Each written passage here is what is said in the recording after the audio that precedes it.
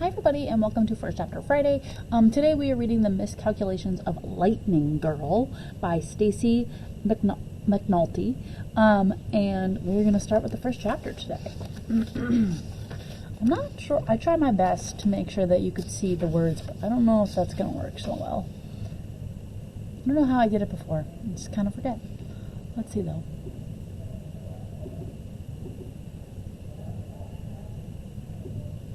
Okay. Here we go. I don't remember the moment that changed my life. 4 years ago. Call it a side effect of being struck by lightning. That bolt of electricity burned a small hole in my memory. It also rewired my brain, transforming me into Lucille Fanny Callahan, math genius. I've been told the lightning strike story 42 times, so it's almost like my own memory. I see it perfectly. I'm at the Crystal Creek Apartments where Nana and I lived then. There's not really a creek. There's just a big dirty fountain in front. I'm playing outside with a girl named Cecilia when the thunderstorm starts. We live in North Carolina, and storms happen all the time in the spring and summer. We watch from behind a tool shed for some reason. And for some reason, I climbed on the chain link fence. Maybe 8-year-old me was a daredevil. 12-year-old me is definitely not. Lightning strikes the fence and the electricity runs through the metal links and then through me. Some of the current even jumps from me to Cecilia. I'm knocked out. Cecilia is just knocked over. She runs and gets help. Joe, the maintenance man, uses a defibrillator on me because the electricity from the lightning stopped my heart. The electricity from the defibrillator starts it back up. I do remember the hospital and the black burns on my pale hands. I remember pretending to be asleep while Nana prayed next to my bed. I only stayed in the hospital one night. The doctors did all their tests. They said that my heart took a 2 to 5 minute nap. I hate that no one knows the exact number. They said I was lucky and I'd be fine, back to normal in a few days. But doctors are wrong sometimes. A week later, Nana and I were watching TV, and a commercial came on for a used car dealership. The man was screaming, so I had to pay attention. "That's $359 a month for 48 months, folks!" He was really loud. "Nobody beats Frank Fontana! Nobody!" I yelled back. 17,232. "What?" asked Nana. "That's how much the car costs," I said. "Did you read it on the TV?" "I just know 359 times 48 is 17,232. Nana frowned and shook her head, but then she got up and went to find the calculator. "What were those numbers again?" she asked. I told her, and she punched them in. And the answer, 17,232. "You're right." She sounded surprised. I wasn't surprised, but I guess I should have been. I mean, I was only in 2nd grade, and we were still learning addition and subtraction. Nana turned off the television. "What's 99 times 88? She asked. 8,712.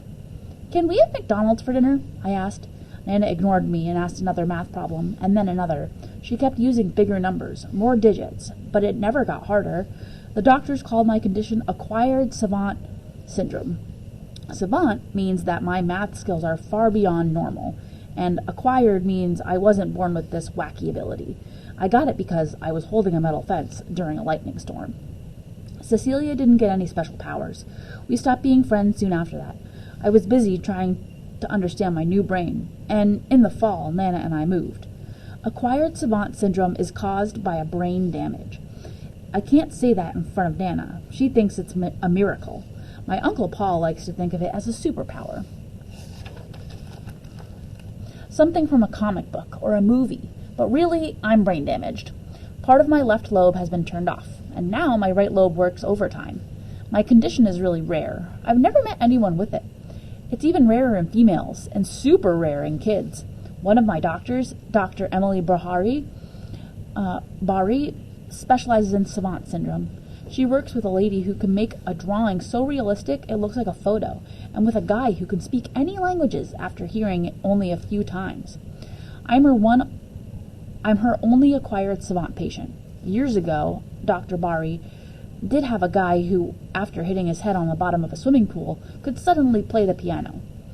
He'd never taken a single lesson, but that guy is dead now from old age. My supercomputer brain can do more than add, subtract, multiply, and divide, which is no more impressive than a $3 calculator. I can also do calendar math. January 14th, 1901 was a Monday. July 2nd, 1975 was a Wednesday. September 30th, 2055 will be a Thursday. Google can do this too, and almost as fast. I also see math. Every number has its own color and shape. Take the number 5. It's a jelly bean shape, red, brown, like the color of Carolina mud. The number 12 is a set of cream-colored squares. The number 47 is a fluorescent orange oval. Prime numbers have curves, non-primes have hard edges. These colors and shapes make it fun and easy to play with numbers. And I can find patterns in anything from the stock market to baseball games to the price of cereal. Nana likes to bargain shop. And then there's my number memory ability. I remember every set of numbers I hear or see, like license plates, or numbers, or phone numbers, or the digits of pi. Pi is my favorite mathematical constant. But because the digits of pi after the point go on forever, I only let myself recite the numbers to the 314th decimal place.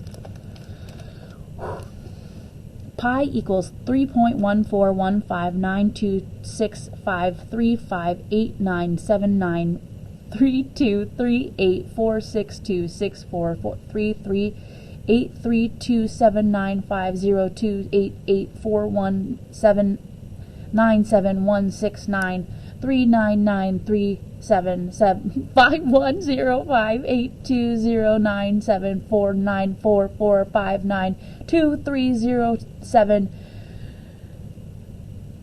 and on it goes. These digits repeat in my brain even when I don't want them to. It's like getting a song stuck in your head. Only for me, it's always the same song. Incredibly annoying, but still beautiful. Being a savant does have its downsides.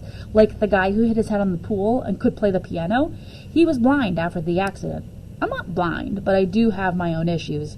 When people meet me, they expect Einstein or Maryam Mirzakhani, if they're familiar with recent mathematical geniuses. But instead, they get the one and only freaky, strange Lucy, the girl who can't sit down without making you stare at her because she needs to do it 3 times. The girl who would rather calculate your age down to the hour than talk to you about hobbies. The girl who never leaves the house without a supply of Clorox wipes and hand sanitizer. Lucky for me, and everybody else, I rarely have to meet people. I'm a reclusive genius. So that was chapter 1 of the Miscalculations of Lightning Girl. If you're interested in this book, come on by the library, and I'm more than happy to come grab it for you. Have a good Friday, and I'll talk to you next week. Bye.